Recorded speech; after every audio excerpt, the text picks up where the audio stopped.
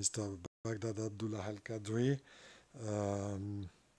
Mr. Awad Alwan, and Astrid Stuckelberger for this press meeting, which will be chaired by Ronald Barnes as a moderator. So before to give you the floor, I would like to ask you to sign our golden book. Yeah. So just a signature. Yeah. Yeah.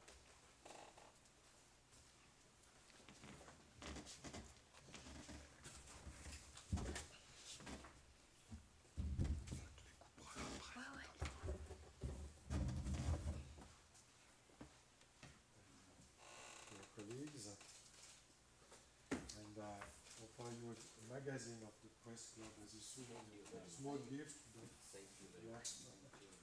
Yes, with some visitors we had.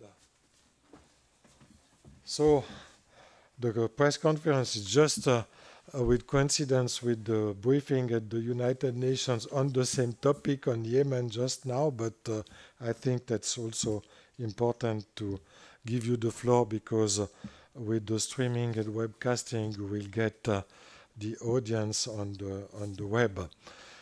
So Mr. Barnes, you are a friend of the house, you know us pretty well and you know how it functions, so now I have the pleasure to give you the floor for this press meeting. Yeah. Okay, thank you very much for the very good introduction. Today we are going to speak on the issue of Yemen. The conflict in Yemen, of course, is the root cause of many of the human rights and humanitarian violations. We have our people here. We have one journalist and who will speak on the topic of Yemen and also direct experience of the results of the conflict, not only from the civilian population, but how some of them have experienced the atrocities. So we will start off with Mr. Khaldoon Bakhail. He's a peace activist from Yemen. He knows the history and he also knows some of the background of how it started and what some of the issues they're facing today. So I start with Mr. Bakhail. Thank you very much, Mr. Ronald. Good morning, everybody. First of all, I would like please to accept my apologies, me and my colleagues, because we were expecting to have a translator for us, but due an urgent circumstances with the translator, he apologized attending with us. So please forgive us and forgive me for my broken English language. I wasn't prepared to intervene in English language. I was prepared to speak in my own language, in Arabic language. So I will speak shortly, and I hope that what I'm going to say will be well understood to the distinguished audience. I'll be talking today about a quick and brief about the Yemeni situation and the crisis since it happened in 2015 and before that. And before that, I'll give a quick explanation about my country. Republic of Yemen is a country at the west-south of the Arab Peninsula, at the Middle East, and it's around 550,000 kilometers. We have a long, big seashore, and I don't know to say is it fortunately or unfortunately that we were based in a very critical area in this world, which is at the Red Sea and also the Arab Sea and the Indian Ocean. Since 1962, Yemen had faced a lot of struggles and crises after the independence and liberating Yemen from the regime which was called the Yemen Kingdom under the authorities of King Ahmed, a well-known dictator that ruled Yemen, him and his family, for around 1,000 years. And it seems now, after we had our independence from this regime, his grandsons, after 55 years from the Yemeni revolution, we are starting to face another series of this family and its tragedy with the Yemenis. Southern Yemen was occupied by the British colony, and it was also and it had its independence in 1968. Since that time until the Yemeni unification in 22nd of May 1990, Yemen was separated to two states, the southern Yemen and northern Yemen. After the unification in 1990, it had mixed two separated and different regimes totally. At the north, it was a kind of a capitalism regime, liberal regime, and in the south, it was ruled under a socialist party, which was a different system from the north. After 1990, and this mixture of those two systems, many trouble and many problems happened between those two regimes after the unification, the Socialist Party and the General People's Congress Party, which was controlling the north. Unfortunately, this unification faced a lot of trouble. In 1994, we witnessed the first civil war between the south and north, and we are still affected by the result of that civil war.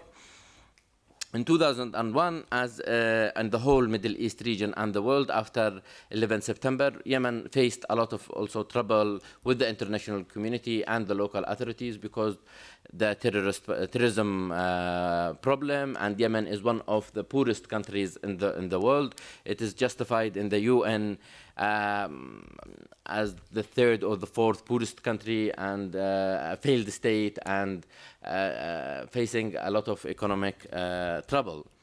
In the year 2011, when the so-called Arab Spring happened in the region, in Libya, Tunisia, Egypt, Yemen also faced a similar situation. Beyond, also, we couldn't restore the role of a state because before 2011, Yemen was facing a weak state and weak authorities and the weak security forces. So when the crisis happened in 2011, the trouble and the big problems and the crisis started from that date until the year 2013, when a GCC initiative, which we call it the Gulf States Initiative in Yemen, solving the problem and the struggle after the demonstrations and after what happened in the crisis in the ground. We witnessed an elections to elect a new president, which is he now, the Yemeni president, Mr. Abdullah Mansour Hadi. After that, this initiative raised that Yemenis should have a dialogue, a national dialogue between them, joining every parties, even those non-state actors, non-registered parties, all those actors participated in this national dialogue conference. Also, the Houthis, which we are going today to explain the crisis about them, they joined this national dialogue conference, which was also sponsored by the UN, the EU, the Gulf states, and also the United Nations Security Council sponsored and welcomed the outcomes of this dialogue.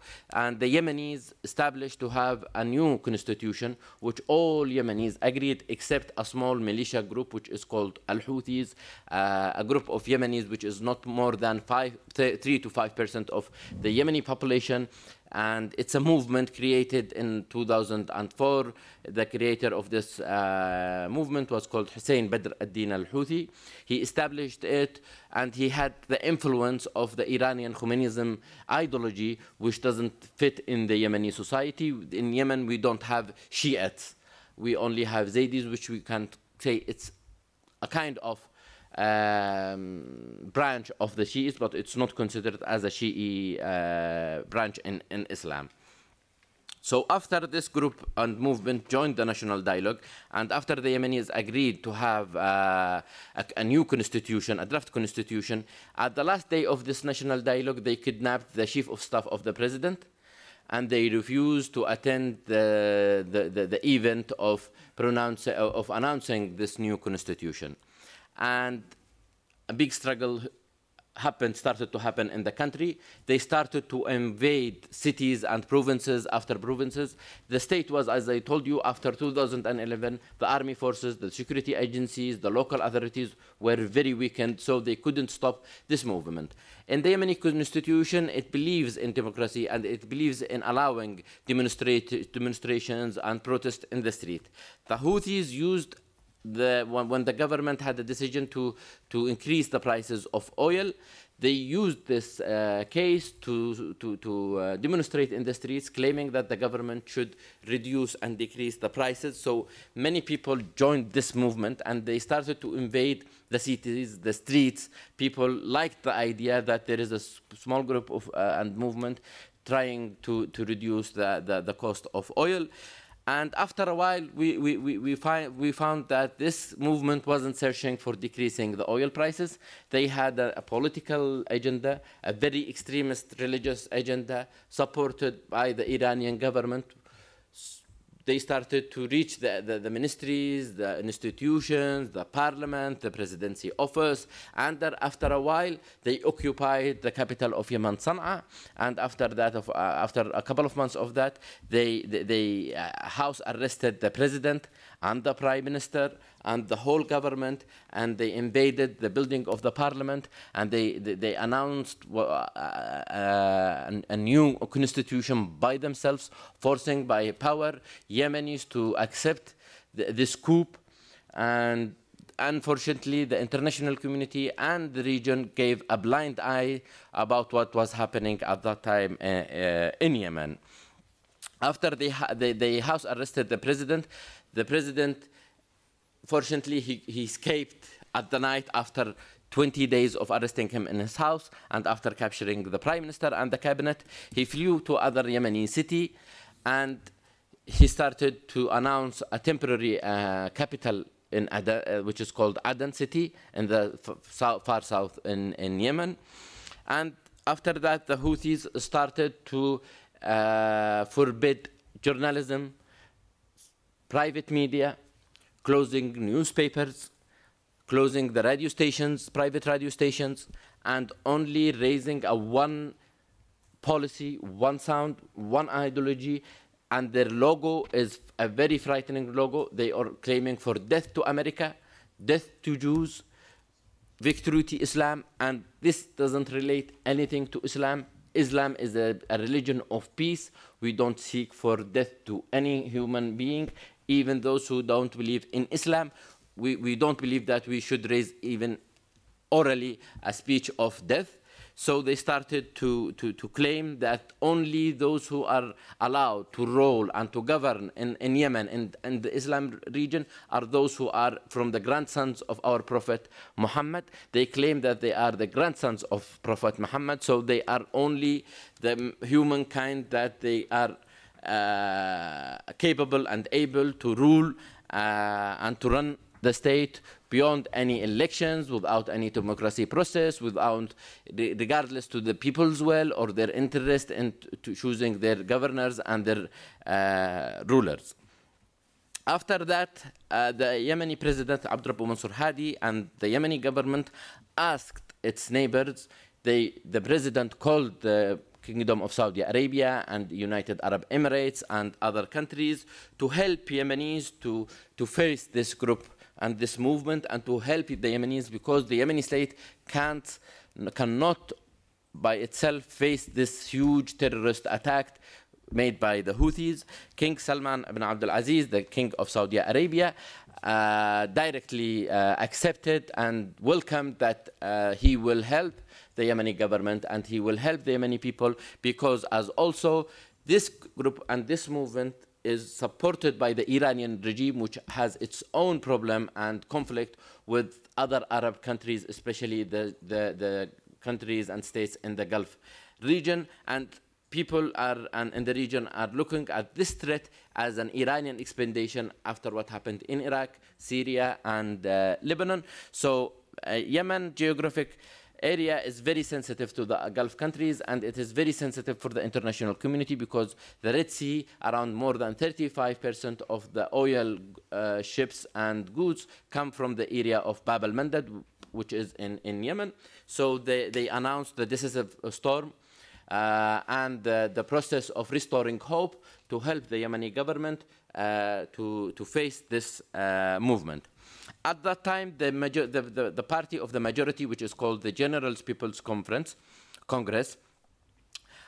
was alone at that territories of the Houthis. The party announced a coalition with the Houthis, not of the sake of the Houthis or because the party likes Houthis, but the ideology and the idea was in the party that we shouldn't leave the Houthis alone to run the state. There should be a civilian party and a political movement to join what's happening, at least to not let the Houthis alone to run the institutions. But after 3 years from this coalition between the General People's Congress, this party, which is the party of the majority in Yemen and at the parliament, found that this movement can't exist with any other civilian movement. They have their own religious ideas, they have their own method in ruling the states. So the late President Ali Abdullah Saleh, who was also the president of the Republic of Yemen since 1978 until 2011, announced that his coalition with this movement will not exist anymore, and he asked for the people to make a revolution and to demonstrate against this group and to open a new page with the Saudi Arabia and other brother states to face this terrorist group. After his announcement, 4 days, the Houthis assassinated him. They bombed his house. They took around 350 fighters and tanks and huge weapons to fight against the late President Ali Abdullah Saleh, and they killed him and with his colleague, the Secretary General of the party, Mr. Arif al-Zuka. After that, the frustration in the Yemeni street has raised, and a positive side of what happened that all Yemeni political parties and the majority, beyond 90% of the 95% of the Yemeni population, is now against this movement, and hand with the Arab coalition to face this group and to defeat it, so the institutions can be restored and the role of the state will be resumed, which we are now beyond of this struggle. The international community also recognized this coup as a terrorist attack against a civilian state and against a democratic elected government. For that, there was a resolution, a United Nations Security Council resolution number 2216, claiming that the Houthis should withdraw from all the cities and to deliver all the institutions and restore it back to the state. And to the government, which until this moment the Houthis refuses. The United Nations assigned 2 envoys, Secretary General of the United Nations envoys to Yemen. One of them stayed for around 3 years and he resigned. He couldn't cooperate further and more with the Houthis.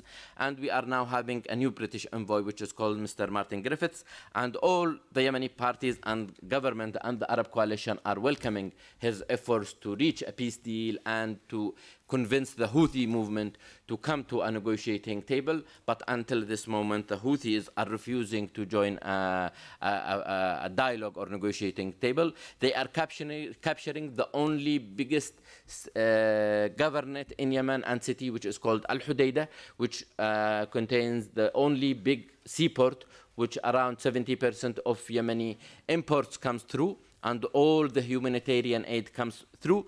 They are occupying this city and this seaport and not allowing the UN and the EU and the international community and the humanitarian agencies to participate and to have and to deliver and to distribute humanitarian aid to the country.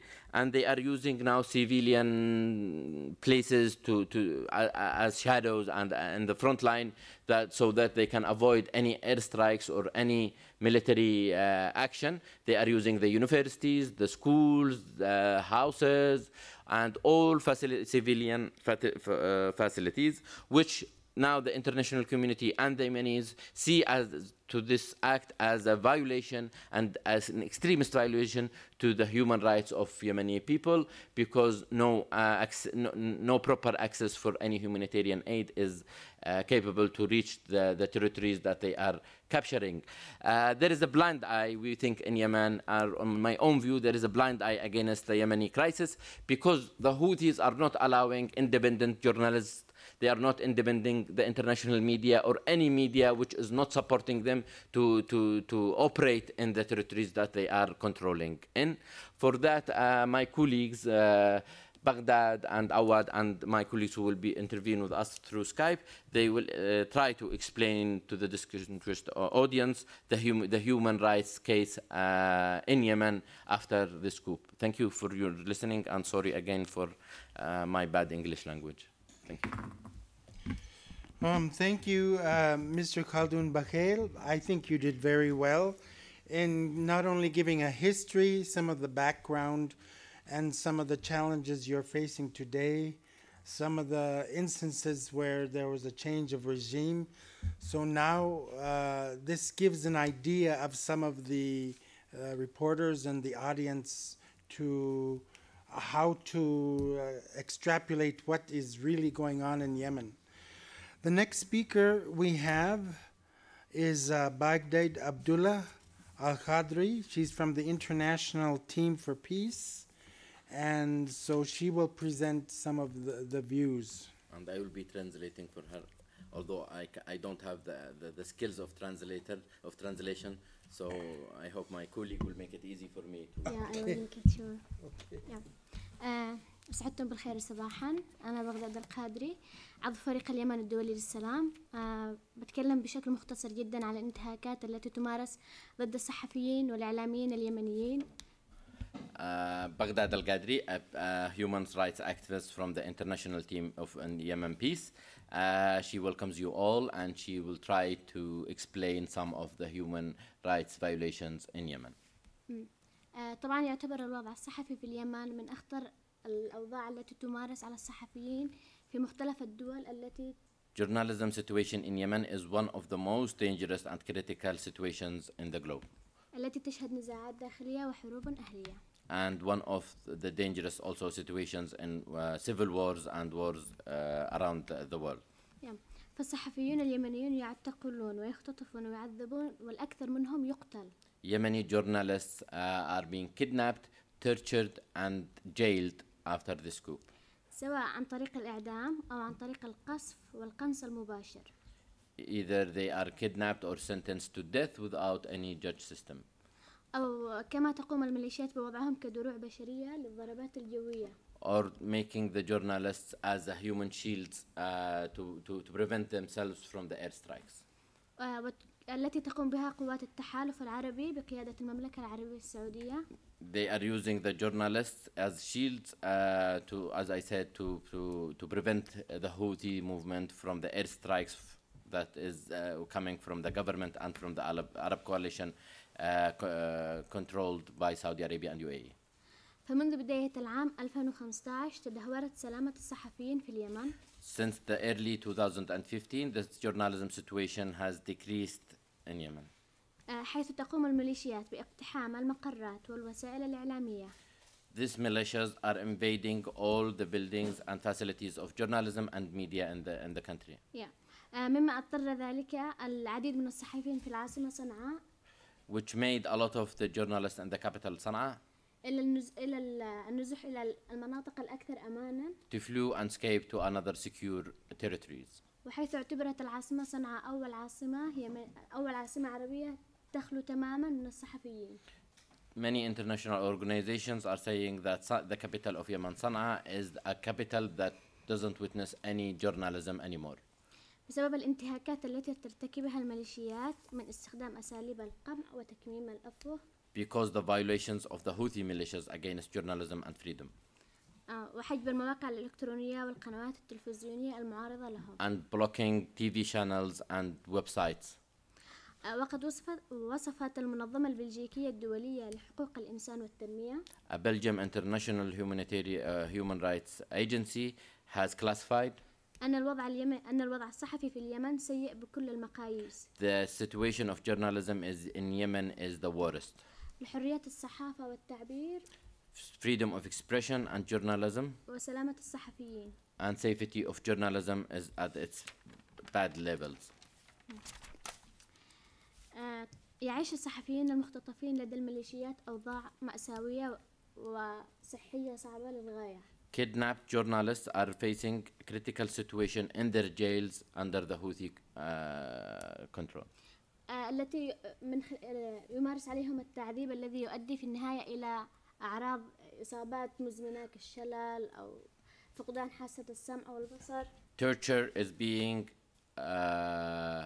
against the journalists, which will also affect them in their prospective life because they started to lose their parts, their ears and many parts of their body. طبعا الصورة المعروضة للصحفي والناشط السياسي أنور الركن. A picture here shows one of the Yemeni journalists, which is called Anwar, الذي اعتقلته الميليشيات ومارست عليه أبشع أنواع التعذيب. who was kidnapped by the Houthi movement and tortured. اعتقل قبل حوالي عام تماما. He was imprisoned 1 year ago. في محافظة تعز ومرسى عليه التعذيب الذي يعني in Taiz province. أفرجت عليه الميليشيات قبل عندما يعني علمت أن الوضع أنه خلاص يعني بأي لحظة ممكن يموت عنده. He was released after the militias considered that he is going to die soon. وبعد الإفراج عليه بيومين تماما توفي. After he was released 2 days he died. طب في مطلع العام 2017 أصدرت نقابة الصحفيين. In early 2017 the Yemeni Union of Journalism 300 حالة انتهاكات طالت صحفيين ومصورين. Said that there were around 300 violations against Yemeni journalists.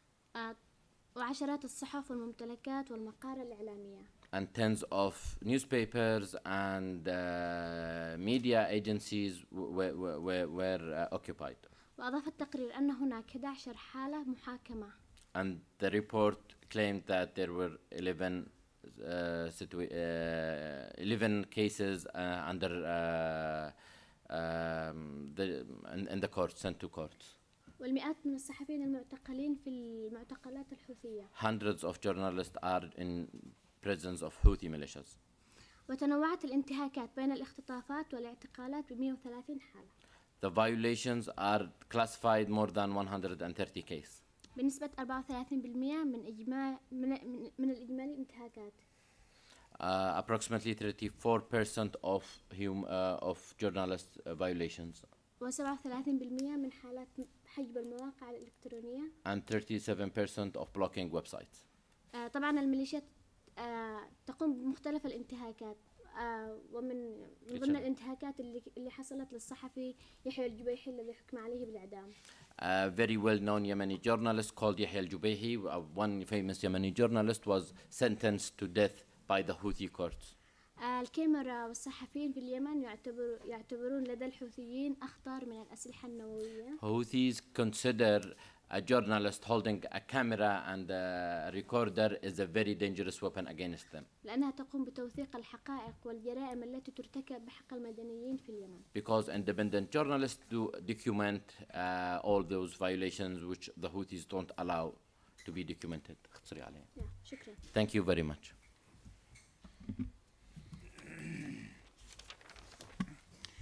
All right, thank you, Madame Baghdad Al-Qadri, for your testimony. The next speaker we have is Mr. Awad Alwan. He's a journalist himself, and he's also from the Yemeni International Team for Peace, and he will talk on the crimes on media and against the journalists. So, go ahead.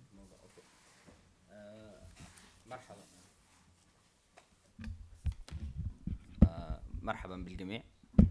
He's welcoming everybody. قبل أن أبدأ عرضي سوف أتناول معكم فيديو حول أضرار الألغام التي تزرعها ميليشيات الحوثي في اليمن. Before I start my work paper, he's going to show us a video about the effects of planting mines from the militias. واضحة الشاشة. I think we need to.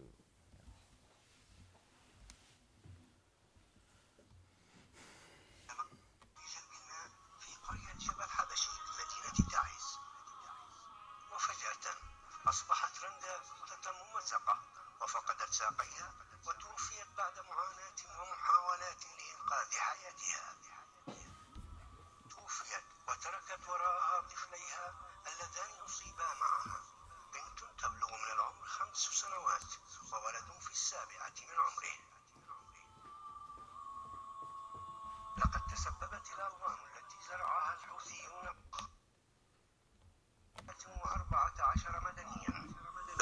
374 آخرين بترت أقدامهم وأصيبوا بآهات دائمة، بينهم أطفال ونساء، بحسب تقارير منظمات المجتمع المدني التي أشارت إلى أن انتهاكات ميليشيا الحوثي قد زادت بشكل كبير، حيث تقوم ميليشيا الحوثي المدعومين من إيران بتجنيد أعداد كبيرة من الأطفال وتجبرهم على زرع الألغام في المناطق التي تنسحب منها هذه الميليشيات، التي تستخدم الألغام الفردية والألغام المموهة والألغام البحرية. إنه تحد علني صريح أمام المجتمع الدولي والحملة الدولية لمكافحة الألغام، كما أنه خرق واضح للقرار الأممي 2216.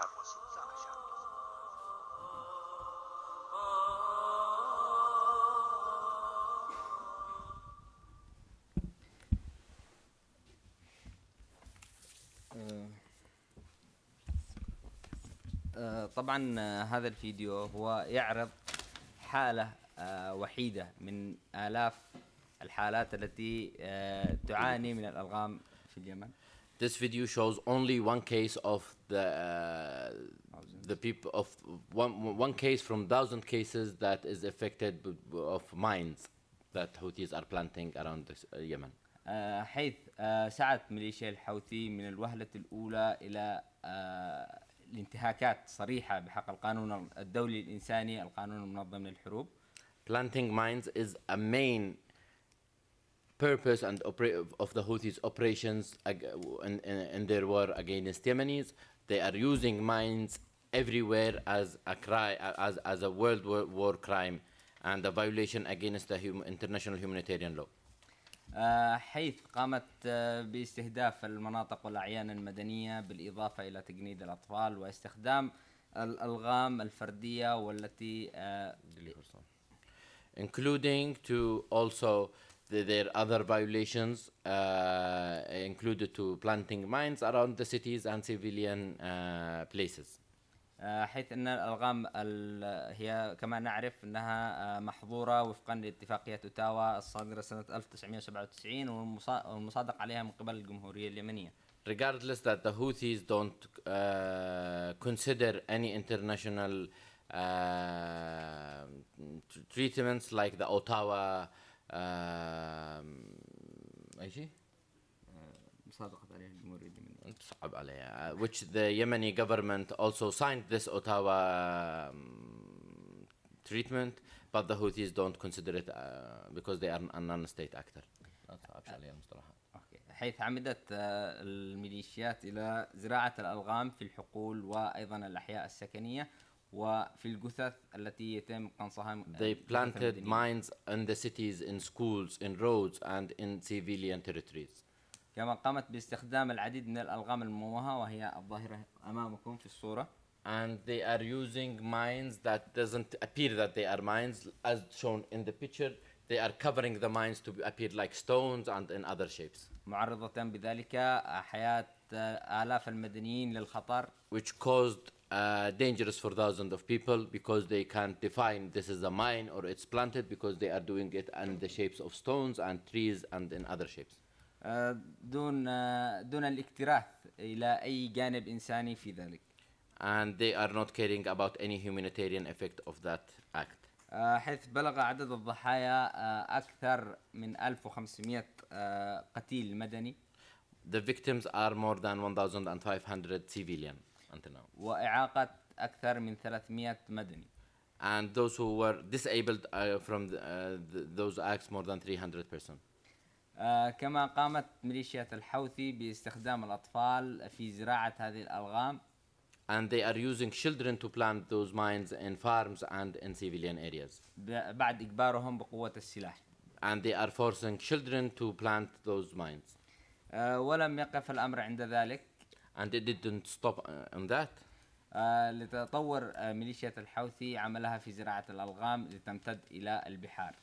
And it reached beyond the cities and territories and they started to plant mines on sea. ليكون هنالك حاليا مئات الصيادين عرضة لخطر الموت جراء هذه الألغام البحرية. and it's causing dangerous for hundreds of people in the sea coast. ومهددة بذلك الأمن التجارة أو مسار التجارة العالمية في مضيق باب المندب والمنطقة الغربية. And causing a huge threat to the international community and the international paths of international trade. كما حاليا تقوم مجموعة يعني الجيش الوطني حاليا ومسنودا بقوة التحالف العربي. The Yemeni military backed with the Arab coalition. بمضاعفة جهودهم لإخراج تلك الألغام من الأماكن المزروعة بها. Doubling their efforts to take off those mines from the sea. ولذلك سعيا منها إلى تنظيف أكبر مناطق ممكنة وهي مأهولة بالسكان. Believing that they should do it to save as much lives that they can. وخلق بيئة آمنة بالنسبة للمواطن اليمني الذي يعاني من الكثير من الويلات. And offering a normal situation for the Yemeni citizens. من جراء هذه العصابة الإرهابية. Against what the Houthi militias did to the civilians. ومن هنا. And from here. أطالب زملائي الصحفيين. I'm requesting from my journalist colleagues بتبني هذه القضية وإثارة الرأي العام الدولي to adopt this case and to explain to the international community لإيجاد رأي دولي مناصر للمواطن اليمني to create an international opinion الذي هو لا يزال عرضة لهذه الأخطار أو خطر الموت جراء هذه الألغام. Because they will be also affected from this huge danger. لأني أعتقد بأن من حق أي مواطن يمني أن يعيش كإنسان. Because I believe that Yemeni citizens should live in dignity. دون القلق من الخوف. Without any concern from death. هذا وشكرا. Thank you very much. Thank you, Awad, for presenting some other violations of human rights through the use of landmines. You also speak somewhat about how this affects your media and journalists and some of the issues that the international community faces. And of course, as usual, you call on the international community to assist you in this effort. So the next speaker we have is Madame Astrid Stuckelberger. She is professor from University of Lausanne. She's a health scientist and international expert. So she will speak of some of the health challenges faced today in Yemen, along with some other ideological challenges. Thank you, Ron. Thank you for inviting me to speak about data and science on this panel and to alarm you to the humanitarian and health situation and public health situation in Yemen. And when you study the file, what you realize is pretty appalling for a 21st century, knowing that we have global solutions, global world, and we can act locally. Just to state, and I will always speak to the mic. Oh, sorry. Okay. Just to refer to, I will always refer to data and documents that are validated by the United Nations or by science, like the Lancet, etc. So to start with, I will just say that the UN Secretary General has said in April, last April, in one of his press conferences, that the war in Yemen is now the world's worst humanitarian crisis, with more than 22 million people, 3/4 of the population, in desperate need of aid and protection. He added then that the conflict is in its 4th year and that millions are without access to clean drinking water, which means in public health terms that it is a marriage of diseases, which is actually happening. And that is the second scandal, is that it is the world's worst outbreak recorded in history for cholera. And he kept on saying that of course, he said it's at high risk of cholera epidemic, but cholera epidemic is already there since September 2016. So it is like, calculate, it is more than 2 years, and we have all the matters at hand to know how to stop cholera, how to prevent worsening. We know also by the Lancet that they have made a study, and this has been in the Lancet in 2018, cholera epidemic in Yemen, 2016-18, an analysis of surveillance data from Camacho et al. We know that this cholera surge waves happen especially during rainy seasons, and this Lancet conclusion is to say that we have to prevent the next surge because we know it is there. And given that Yemen is a very dry country, water contamination and soil contamination and food contamination with cholera is really very serious. We know the epidemics. The problem is that the people on the ground don't know how to prevent, they don't know what to do, and they don't know that they are contagious for 14 days and that this will transmit to their families and to the rest of the community. So for that, I'll give you already the solution is to train them on the ground, to train the people and not just the healthcare professional, although healthcare professionals, as you know, with the Ebola epidemic are very important too. So it is the world humanitarian crisis, is the world epidemic outbreak of cholera, and now diphtheria is on there. And then it is also one pretty shocking, massive violation of human rights, all human rights. And when we talk about humanitarian data, I will just give you what OCHA is producing every week, a report on the situation of Yemen, but other UN agencies such as WHO, IOM, the internet, because there are lots of internationally displaced people, are also producing very interesting data. I will just give you a few data on the population level. Knowing that the population of Yemen is 29.3 million, 22.2 million, which is 74%, are in need of humanitarian aid and assistance, with 2 million internationally displaced people. And that's December 2017 data from the UN.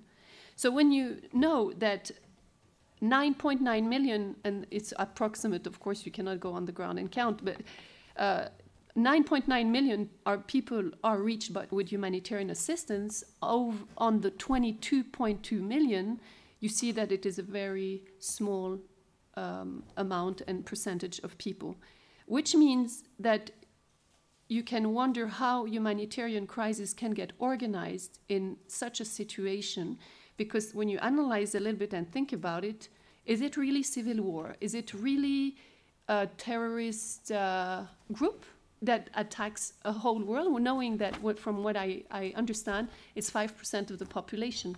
How can 5% of the population take over a whole country or half of the country and put in such a disruptive situation? So there are other forces at hand, and I'm not going to get into that. But that's on the population level. You see that humanitarian crisis is huge. It is not deserved. The people are not served properly, and we have to see how the money is invested in this and where are the ports of entry. As you know, ports of entry are very important, ground, air, and water. And how is this distributed? If the militia is there and stops aid from coming in, or controls, or hijacks, or I know there are many, some reports have said there are many boats in the port that have not been able to access the field, the ground. So there is a humanitarian crisis in the humanitarian crisis teams, I would say. There are many crises within the crisis. Okay, so this calls to the violation of human rights, because you know that 17.8 from the UN data, 17.8 million are food insecure people, so the right to food is violated.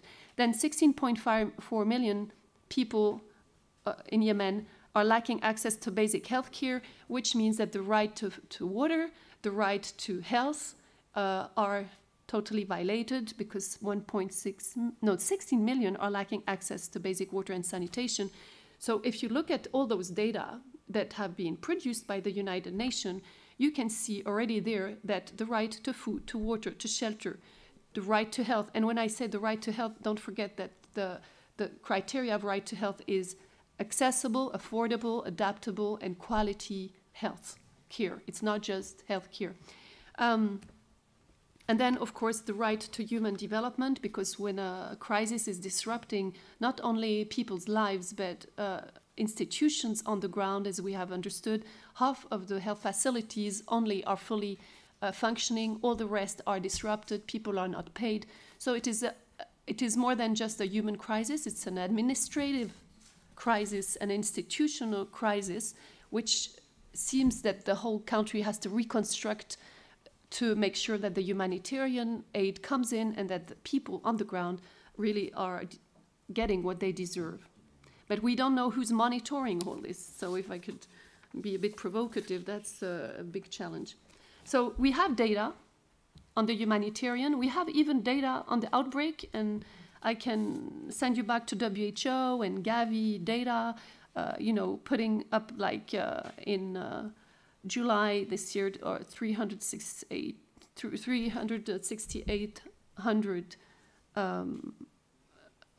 people affected by cholera outbreak. It's more than Haiti in 2011, which is 6 years ago. But when you compare, you can't compare, because Haiti was a flood, and here we have a crisis. In the floods, people get together, they collaborate. In a crisis, we don't know where the enemy is while they collaborate together. So it is a very important crisis on the humanitarian side, but also on the health side. The consequences are that, as I say, the system is destructed, and as long as it is not stopped, the system destroyed cannot be rebuilt, and the funding has to be questioned, how it is managed and where there's monitors. I have big questions about how does the funds given reach the people, and it's always the question of humanitarian aid, actually. Okay, so just a few words on maybe the solutions, although it's really a scientific and a human rights activist solution, is that, as Alfred Desaya said on one of your panels, one of the solutions, of course, politically is to collaborate with the UN envoy who does and tries dialogue on the ground, with the UN rapporteurs on all the violations of the rights that I have listed. But it could also be something original. I saw that the president of Iran visited Switzerland today and yesterday, and if you know or you don't know, that Switzerland is playing a key major role in diplomacy with the Arab world. They are representing US interests in Iran. They are also doing the dialogue and links between Saudi Arabia and Iran, from what but check me on this, I read this in the report. And they are also representing you. There's also another, they're representing in Egypt. I don't know, but at least what I have seen is Saudi Arabia and Iran dialogue, and also US interest in Iran. So if Iran is involved in this, I think Switzerland could maybe play a key role in the peace process and in trying to have dialogue, because without communication, there is no peace. As you know, non-communication is a tool for war, and we need, bad communication or fake news, but we need really to try and find solutions that are innovative, and we are in an innovative world, so we should find some innovative solutions also through social media. But I have the other solution for health and humanitarian. We really need to get people to train people, maybe train the trainer.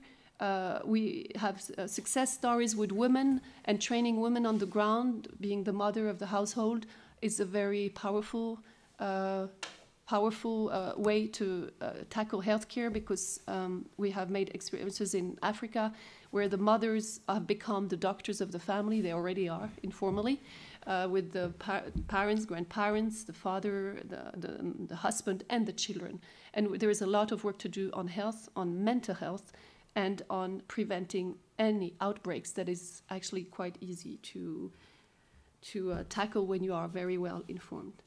So I really hope that this will be taken seriously by the international community.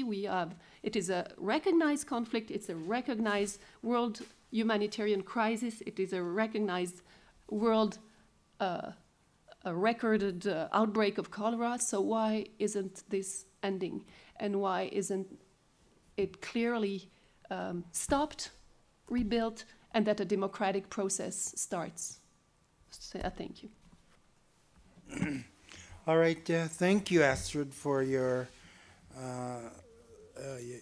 views on the your science and and views. Thank you on the health situation and some of the political activity surrounding this. So this gives somewhat of a broader view, I must say. Let me stop this. Perhaps one of you can answer this. I think it's okay.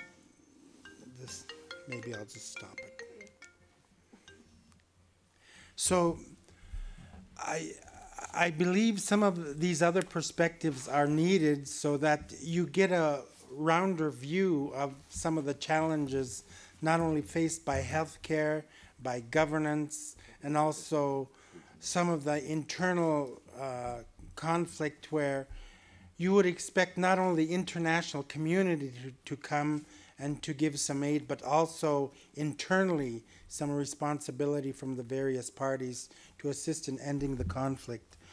The next speaker we have is Mr. Mohammed Al-Massouri, and he will be appearing vis-a-vis Skype, and so he will give a presentation.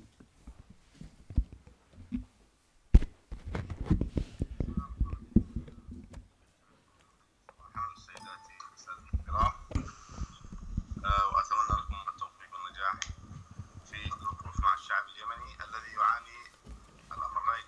الشعب المسجون، الشعب اليمني داخل السجن كبير جدا. Good morning, everybody, and he is welcoming you and thanking you for your interest in the Yemeni tragedy case.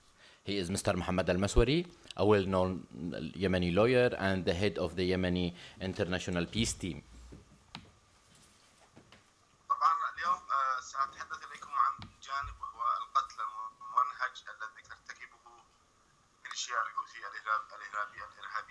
I'll be talking today about a very important topic, is about killing in purpose beyond the law and constitution which the Houthi militias, terrorist militias are doing.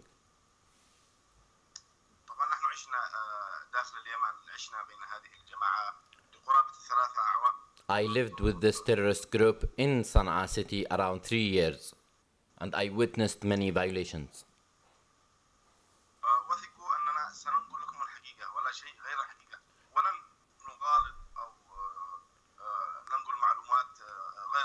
Please do trust that we are only going to explain the truth and nothing expect the truth, because we lived, and Mr. Al-Massouri is one of the victims of the violations of this militia.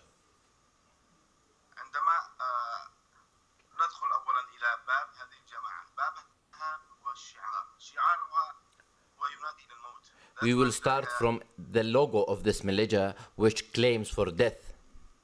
So that explains many things at the beginning.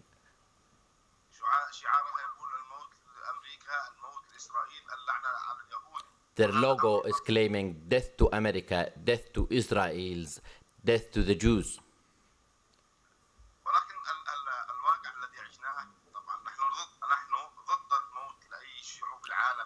We do refuse, and we are against claiming death to any humankind in wherever they are.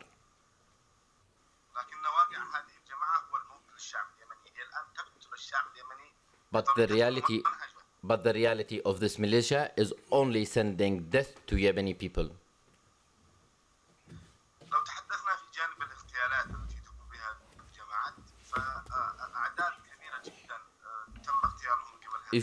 If we will talk only about the assassinations operations, there are hundreds of those who were assassinated from this militia.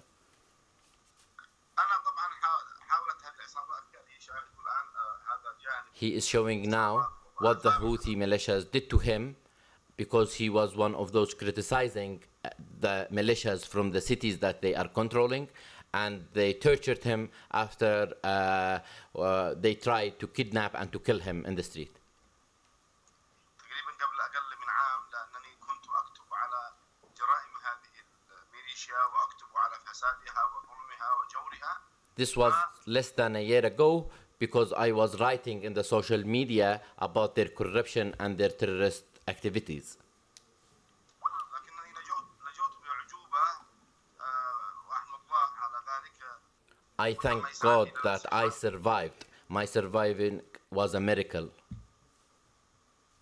طبعا بعد ذلك حاولوا أو قبل ذلك بأيام اغتالوا الأخ خالد الرضي قيادي مؤتمري عندما كانوا يحاولون أساسا اغتيال صلاح ابن الرئيس علي عبد الله صالح. That happened to me. A days before that, they assassinated one of the senior leaders of the General People's Congress Party, and they tried to assassinate the son of the late President Ali Abdullah Salah. أما لو تحدثنا عن جريمة اغتيال الرئيس الراحل علي عبد الله صالح والأمين العام عارف الزكاة. And if I will explain what happened, the operation of assassinating late President Ali Abdullah Saleh and the Secretary General of the General People's Congress Party, Mr. Arif al-Zuka. الرئيس السابق أو الرئيس الراحل علي عبد الله صالح دعا إلى السلام، دعا إلى المصالحة، دعا إلى إنهاء الحرب، فقاموا باغتياله والتمثيل بجثته. Late President Ali Abdullah Saleh was assassinated because he asked for peace and he asked for local reconciliation and to restore peace and stability in the nation, which was against the Houthis' will.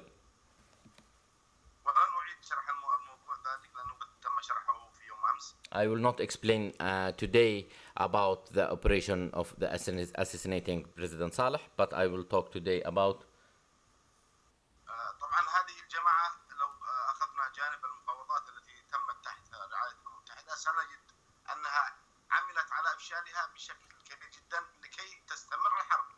I will explain here an example. While he was witnessing the United Nations negotiations between Yemeni parties, the Houthi movement were only doing obstructs on the negotiations and not seeking for any peace or political solution. حرصت ميليشيا الحوثي على تدريب قناصين بأعداد كبيرة جدا لكي تقوم بعمليات الاغتيال. The Houthi militia trained hundreds of snipers. يعني بدأت أول أحداث يرتكبها هذه القناصين عندما اغتالوا 3 من موظفي شركة توتال. The first activity of those snipers was when they assassinated 3 employers of the French company, the French oil company Total.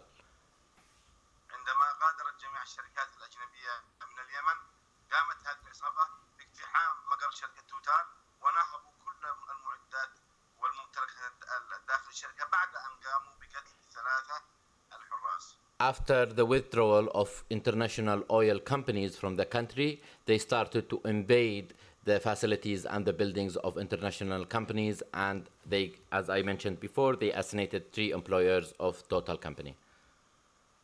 وعندما طالبنا بتسليم الجناه وإحالته إلى النيابة للتحقيق معهم رفضوا تسليمهم كما هو حالهم في كل الجرائم التي يرتكبونها يرفضون تسليم الجناه للقضاء. And when there were demands to arrest those snappers, the militias refused. طبعا أنهم يعتبرون المواطنين العاديين طبقة أدنى، هناك تمييز عنصري because they do consider and classify Yemeni society under many kinds. They consider themselves as the elitist kind in the society. They divide the society to different classifications. طبعا في هذه الواقعة حضر أبو علي الحاكم بعد ضغوط إعلامية كبيرة جدا ورمى بمجموعة بنادق. وضح لهم يا أستاذ إيش معنى بنادق والتحكيم. After this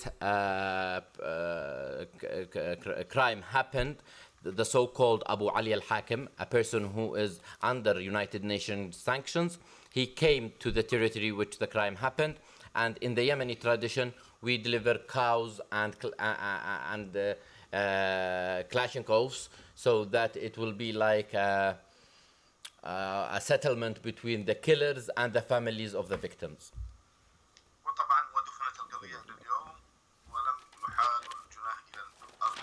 And until today, the criminals are not sent to justice.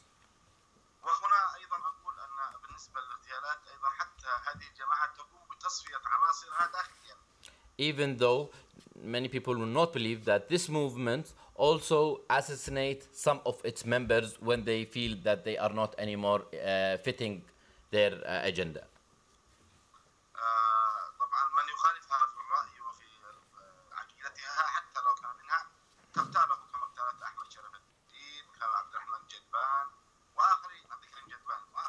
Whenever this movement witnessed that even inside its senior members that they will be in the opposite of their opinion, they will start to assassinate them, as what happened to Professor Ahmed Sharafuddin, a senior member in their movement, and another parliament member which he joined them, Mr. Abdul Jadban.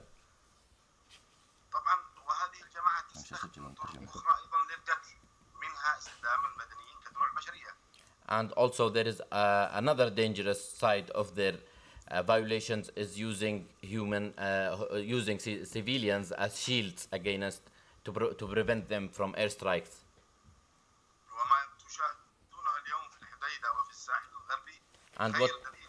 And what the international community witness now in the west coast of Yemen and Al-Hudaydah province, it's a clear evidence about their violations.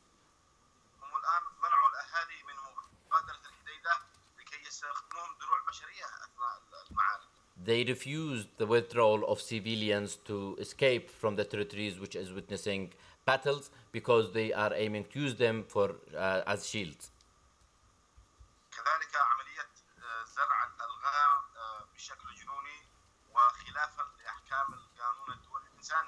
And planting mines in the opposite of the international humanitarian law. They are using those land mines and sea mines in civilian territories.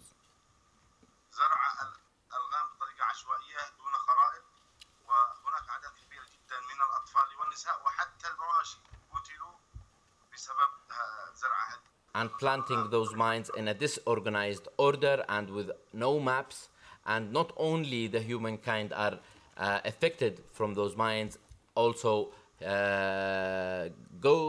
animals are affected from those mines, and children.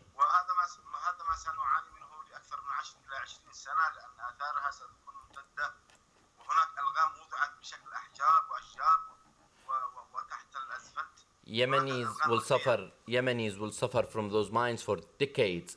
As I explained before, they are shaping those mines in the shape of stones and trees and other elements.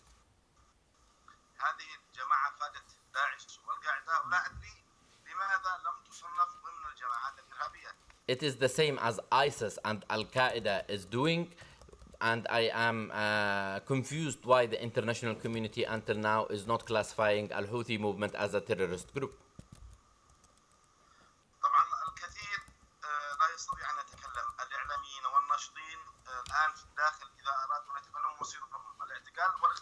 Many people can't talk about what's happening in the Houthi territories because they will be sentenced to death or kidnapped or tortured.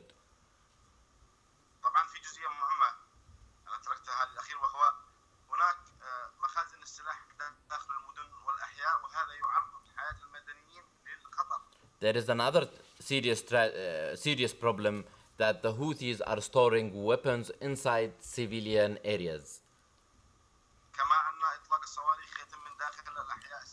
And firing ballistic missiles are coming from civilian areas.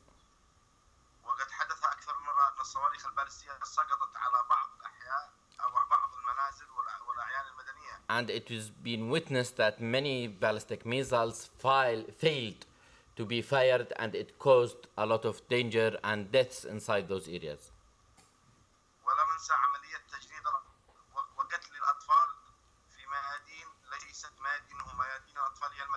And forcing children to join their battles, and children are not, and the proper place for children is not the battles, the proper place for children is to go to schools.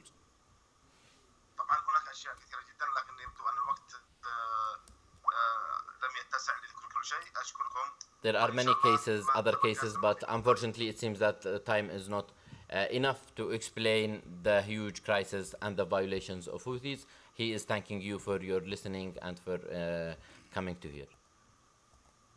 شكرا أخي محمد. Okay, thank you, Mr. Al-Masori, for your testimony. We know that you tried to come, but you were not granted a visa. So it is good to have you present to the journalists and to the audience vis-a-vis Skype. Now we will hear from Mr. Al-Matbi. Abdullah Al-Madhabi, a well-known Yemeni journalist, and he is running a TV channel. اشرح له انه دلع يختصر ما يطولش. لحظة بس، طبعا انت بتتكلم بشكل يعني بطيء على اساس الذي يترجم الاستاذ خلدون خطوة خطوة، لا تحاول تستخدم مصطلحات معقدة شوية. اوكي. لا بمشكلة انه اضطريت اترجمها، المترجم ما جاء شفت حاكى دلع.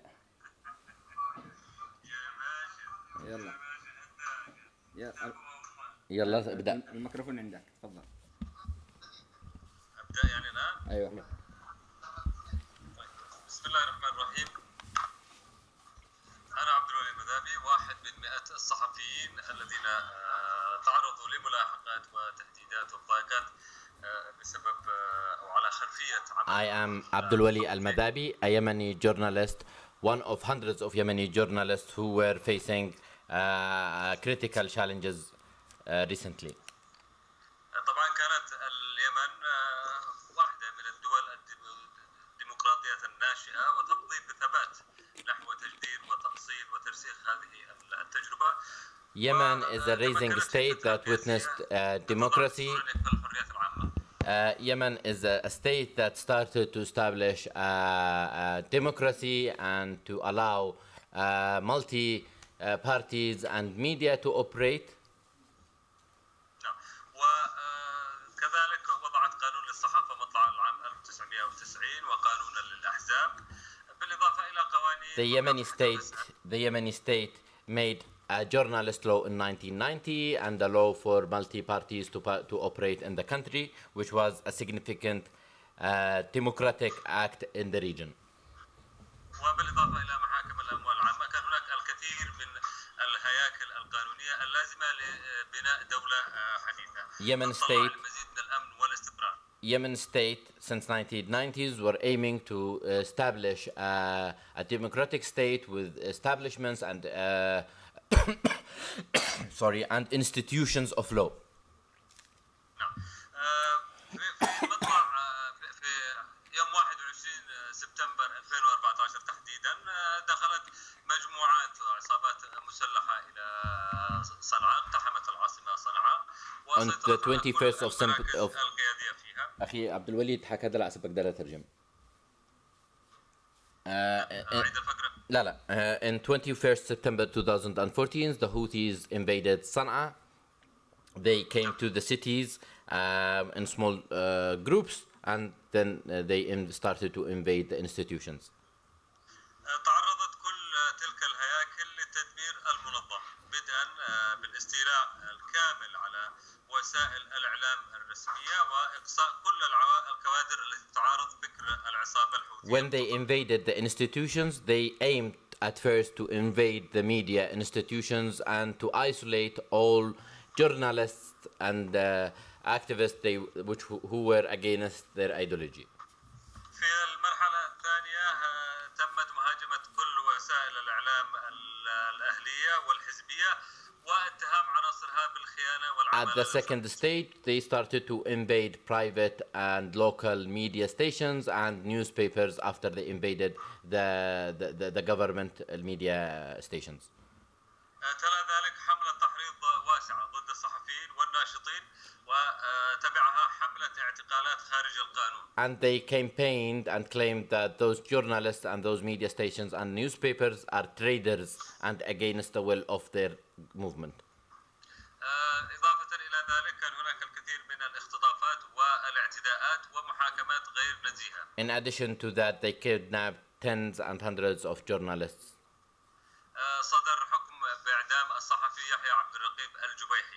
As I said before, they sentenced Mr. Yahya al-Jubayhi, a well-known Yemeni journalist, to death.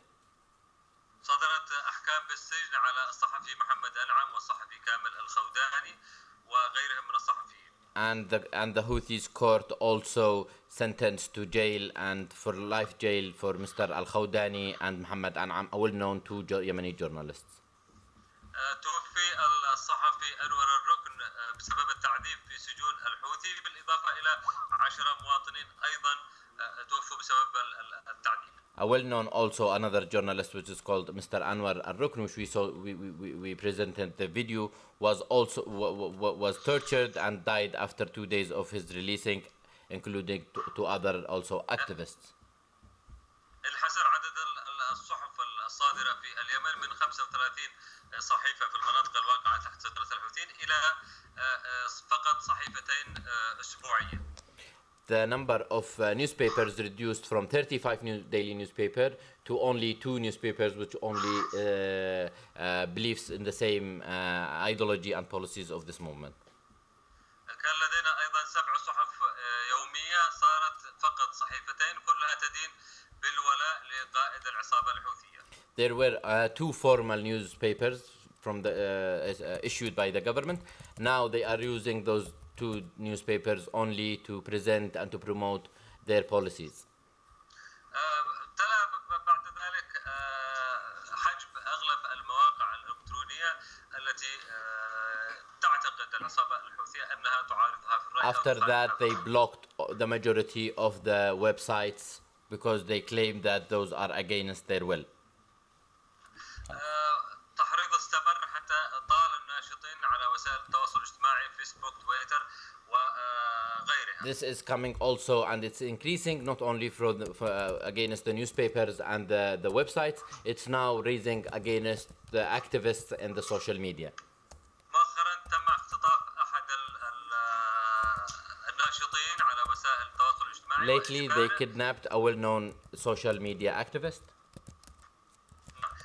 أجبروا على الإدلاء باعترافات بأن هناك مجموعة من الصحفيين قاموا بالتخطيط لإنشاء خلية اغتيالات. And they forced this guy to say non-truth things that the other journalists who were in prison, they were establishing a terrorist group. They forced this activist to say that.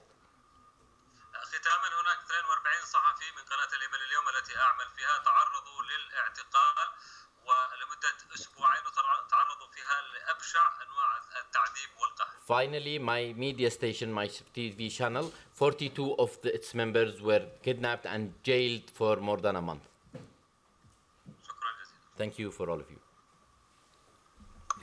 شكرا أستاذ عبد الولي، نشوفك على خير إن شاء الله. أوجزنا حاولنا نوجز لأنه خلاص تعال. شكرا أستاذ. Okay, so we have our last speaker who has given some testimony of some of the incidents and the ongoing crisis in Yemen. So we'll open the floor now for questions. We still have Noura. Oh, we still have one more, Yeah. Noura. Okay. All right, we have one more, Noura.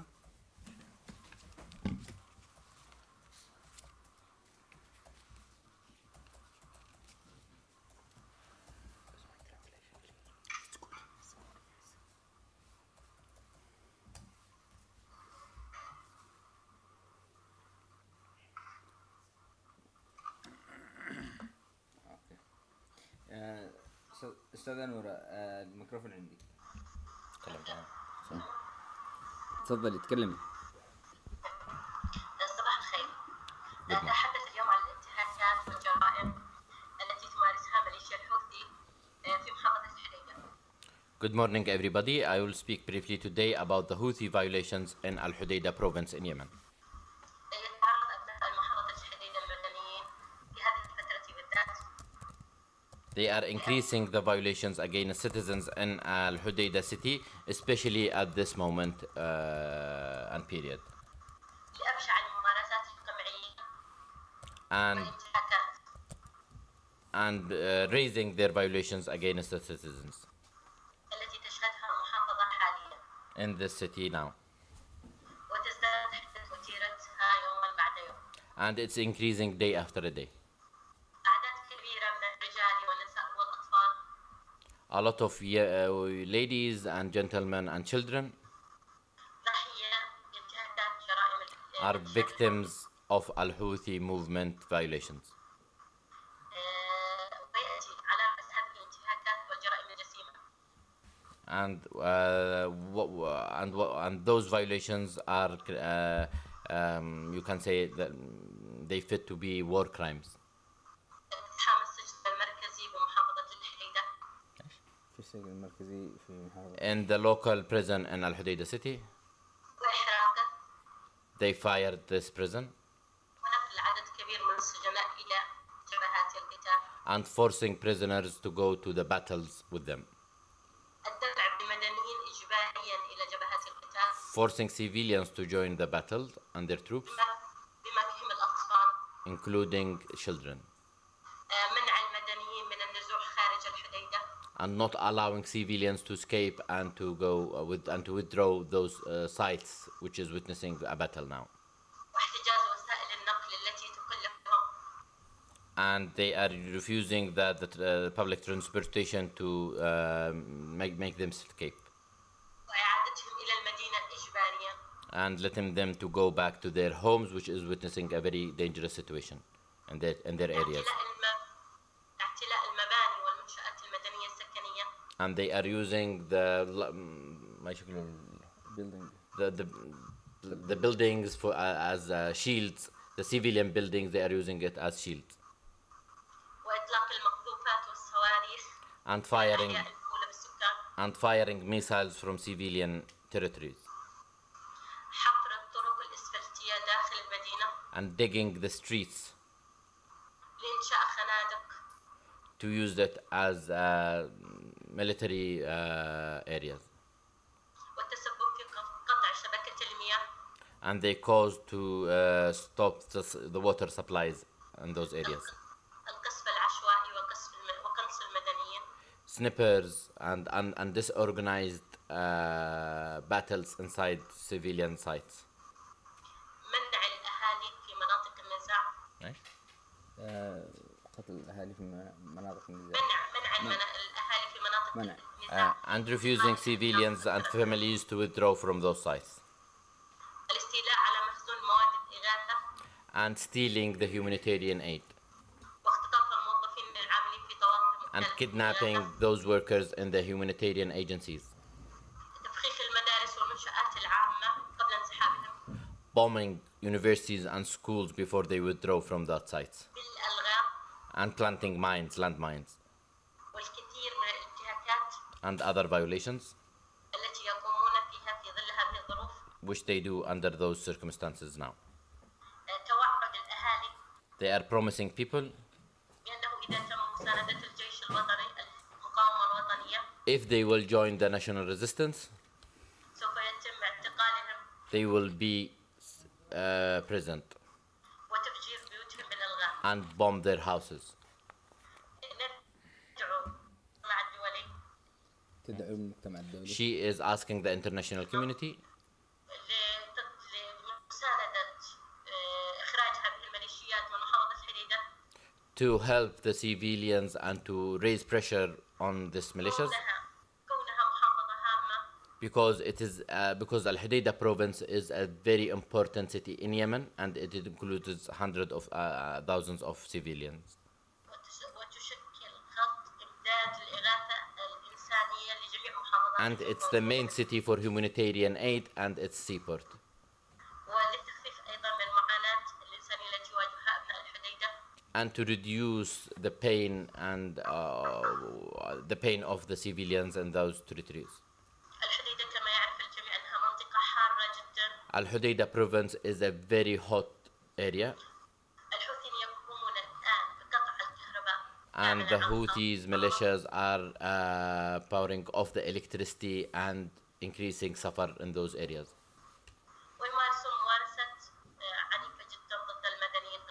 A very extreme operations they are using against civilians.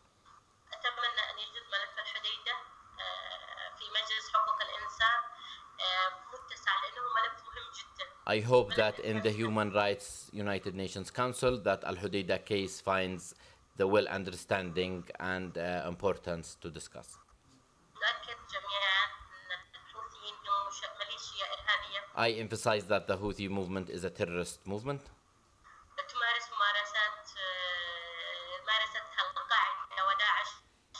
And it is as the same as ISIS and Al-Qaeda is doing in other states.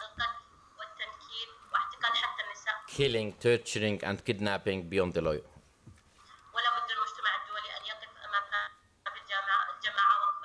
The international community should stand against this movement. Shukran jazeelan. Thank you very much. That's the last speaker. Shukran, Ustadha. She's the last one. Yes. Thank God that she's the last one. Okay. All right. So you've heard from a number of speakers, including an international expert, and witnesses and journalists, and you have some of the history. So now we will open the floor for questions from the journalists and others. Okay. Go ahead, Mr. Robert Parsons. Push your microphone. Robert James Parsons, independent journalist. Since this is recorded and I'm on the record, I'd like to go on the record as proposing a few points that you seem utterly unaware of. The cholera epidemic and now the diphtheria are the result of the wholesale destruction of infrastructure brought about by the coalition bombing. The coalition bombing is organized by the United States of America. They are in Saudi Arabia selecting the targets. They are refueling the planes, making possible this bombing. The Pentagon has boasted about how effective this program is. It is the longest lasting and the most destructive program ever made possible by in-flight refueling. They're studying it on a daily basis. Without this refueling, it would not be possible. It's all run from Saudi Arabia. You don't mention any of that. The blockade is carried out by Saudi Arabia. We know that. That is documented. All you need to do is explore a little bit. We have an instrument called Internet. Could provide you with some information. Last Friday, the Trump administration announced that because of the blockade now and of the imposition of sanctions on Iran, Iran's oil will be largely excluded from the international markets, which will make a deficit of 2 million barrels a day. Therefore, they announced that they have asked Saudi Arabia to fill the gap by raising their oil production by 2 million barrels a day. In the past, this could happen literally from one day to the next. However, the giant oil field in Khawar is in severe depletion. Yesterday, we discovered that Saudi Arabia has announced that if they make a concerted effort, they'll be able to supply 40% of that only, 800,000 barrels a day. It's very serious. It means a deficit of oil on the markets will cause a substantial rise in prices. There is suspected to be, and more evidence showing that there's another giant oil field in what's called the empty quarter, the undefined border between Saudi Arabia and Yemen. Most of it's in Yemen. Saudi Arabia must control that in order to maintain its status within OPEC and on the international oil markets. Nobody's talking about that oil, yet it is absolutely essential. And we saw it just this weekend. Saudi Arabia has lost its pivotal role because the Khawar field is in severe depletion. So where there's a major strategic interest here, landmines are a terrible problem for those who are hit by them. They are called rightly the weapon of the coward's weapon. The use of landmines in Yemen is negligible compared to what the bombing campaign is doing. Ask Médecins Sans Frontières, whose hospitals have been hit repeatedly, and ask the others, ask the Red Cross, for example. It is all the coalition, and behind that is the United States of America. I come from the United States of America. I know these people well. I have a degree in American Studies focused on international relations and United States history. I can tell you, we are the barbarians. Do you have a question with that? Yes, why aren't you talking about the coalition bombing that's destroying the country? That represents 95% of everything. Why aren't you talking about Saudi Arabia? They're the ones doing everything. And then the power behind the throne, literally, is the United States of America, with the British in there, of course, playing their usual role as lapdog.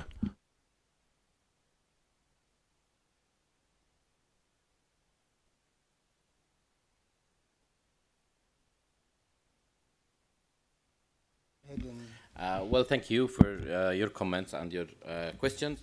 Well, me and my colleagues aren't in the position to answer in behalf of the Saudi government, either of the US government or the Yemeni government.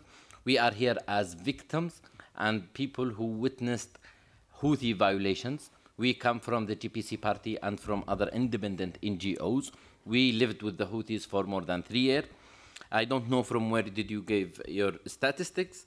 Yemenis at this moment, and it is being clear that all Yemeni political parties and the government, supported and considered by the international community, are seeking for peace and seeking for political solution and being supported from their Arab neighbors and brothers. We do condemn any violations against Yemeni citizens, regardless who did them, when they did them. We do stay against any kind of violations, either it came from Saudi or from USA, but at this moment, the Yemeni legitimate government and all the political parties, including those parties in the opposition, we do consider Saudi Arabia and UAE intervening in the Yemeni case is a very welcome thing to help Yemenis to face this terrorist group. For that, we do want that the international community and the humanitarian society to focus on the starving and the suffer of Yemeni people so we can solve it as soon as possible under the United Nations Security Council Resolution 2216. Thank you very much.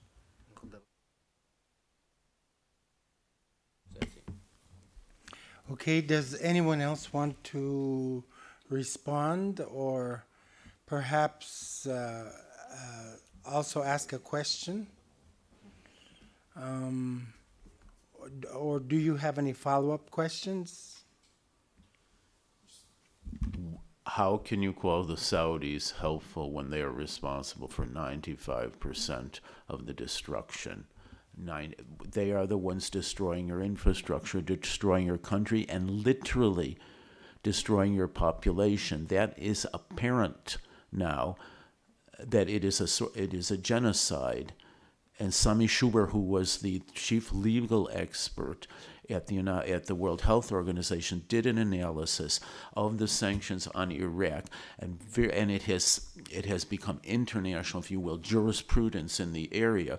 And this is exactly what's happening in Yemen. Again, a destruction of the population by destroying their means of subsistence. And it is genocide because there is, one, the desire to do so obvious, and there are the means, and then there is the putting into practice of it. Why? How can you say Saudi Arabia is, you look upon this favorably? Well, as I said, I'm not here in a position to talk in behalf of the Saudi Arabia government. No, but you can talk in behalf of the victims. What to explain, as I said in my first speech, there was a coup in my country against a legitimate elected government which was chosen through a democratic process, which was also recognized internationally. There is a threat in our region. We are in a very critical region, which there is a regional aggression coming from Iran regime against our country and against our neighbors. The first problem happened when, at the first stage, the coup happened against the government. Yes, there are victims. Yes, there is a very bad, all the war has a very bad effect on the black side. But this didn't happen except because of this coup. The coup was the beginning of this catastrophe. The coup and this terrorist attack was the first thing at this problem. If there wasn't the Houthi coup in my country, there wasn't any intervening of Saudis or other countries. Why we are saying that now this Arab coalition is trying to help Yemeni? Because the Iranian regime wants to use Yemen as a proxy state and using this movement to achieve their political goals and their agenda in negotiating their nuclear deal. But here, I'm not in this press conference to comment on any political thing. We are here to explain the tragedy which we suffered ourselves from this movement. Thank you very much. Okay, thank you for your response. Does anyone else on this side have any questions? Okay, can you come to the mic and state your name and your organization? It's better for the cameras and for the microphone so that you could be heard audibly.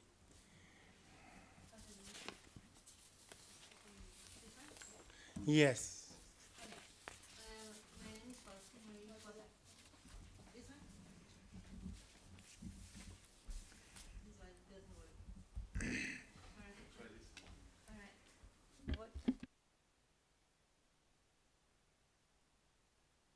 I just have a question.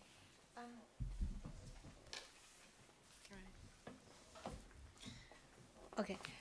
My name is Fossey, Marie Fossey. I'm Norwegian, and I'm just wondering. I've been listening to all this this tragedy of the Yemeni people. I was wondering, do you think that your country was divided for quite some time in the north and between the north and the south? Do you think that all the things that had happened to your country is a result of the reconciliation that has failed between the two countries? هي بتقول اليمن شاهد انقسامات كثيرة سيما ما بين الشمال والجنوب. هل تعتقدوا ما تشاهدونها اليوم من مأساة هو بسبب عدم نجاح الوحدة الوطنية داخل اليمن؟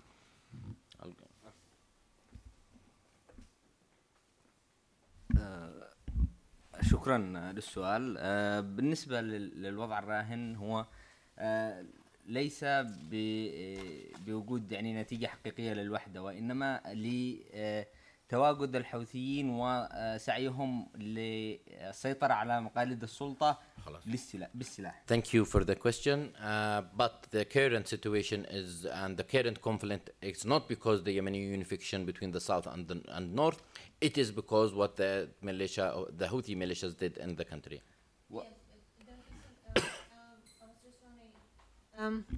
The north is more controlled by the Houthis, right? And the south was, it's not, when not they divided between two groups, one in south and one in the north? Or have they been living together always? The two ethnic groups. ما مش عندهم حوثيين، فهل أن الحوثيين الآن متواجدين في الشمال ومش متواجدين في الجنوب ألا يعكس هذا مشكلة ما بين الشمال والجنوب؟ في حقيقة الأمر الشعب اليمني ككل هو متوحد بنفي أو برفض أداء الحوثي أو أجندة الحوثي في الجمهورية اليمنية. لا يوجد هناك خلاف بين يمني ويمني آخر سواء كان في الشمال أو في الجنوب، وإنما هنالك رفض حقيقي إلى الأجندة المتبعة من قبل ميليشيات الحوثي. المجتمع اليمني لا يرفض الميليشيات كجماعة، وإنما يقبل بها ويرفض فقط أفكارهم التي تسعى إلى تقييدهم وفرض بعض أفكارهم بالسلاح. Well, what is noticed and witnessed now in Yemen, that the Yemeni Southerns and the Yemeni Northerns are united now at this moment against this militia. And as I explained, that Yemeni parties, either in the south or the north, are united now against this militia, which affects the Yemeni's future.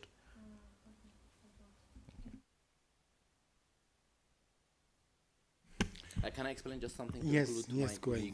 Well, there is a southern issue, which is well known after the 1994 war, which happened between the north and the south. But at this moment, this is not narrative to what's happening now. Now, even the southern movement, which is seeking for separation, is joining the battle with the army forces, the legitimate army forces, and the popular resistance against the Houthis. So you can say now the issue of separation is kind of delayed because there is now a national threat, which is called Al-Houthi movement.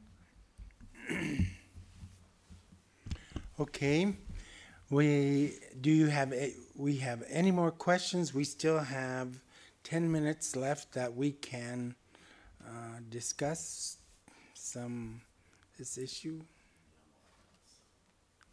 Okay, then I thank you, everyone here, the journalists who have come and posed the questions and listened attentively, and also for the panel who's come, and to give to the best of our ability what the issue. And I apologize for bad translation. And I don't think you need to apologize for the translation. We did have a translator, but apparently he had to leave today, so I think given the circumstance, this was well enough. So thank you very much for coming. If you have any more questions, you can talk to some of the panelists. Thank you. Well,